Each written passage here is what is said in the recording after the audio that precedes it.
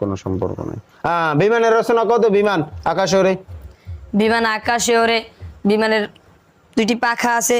বিমান চলতে চলতে চলতে চলতে তেল ফুরাই গেলে যদি কোন রকম সমুদ্রে পরে বা নদীতে পড়ে, আছে তো নদীতে কুমির।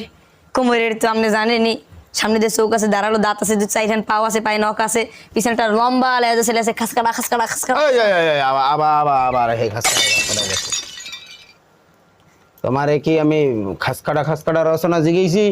তোমার কি কুমিরের রচনা জিগেছি? তুমি বিমানের রচনা তুই অমে গেছো কেন?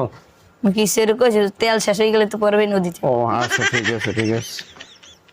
তোমার এমন রচনা জিগিতে যেন তেলও নাই আর কুমিরেও না খাইতে পারে।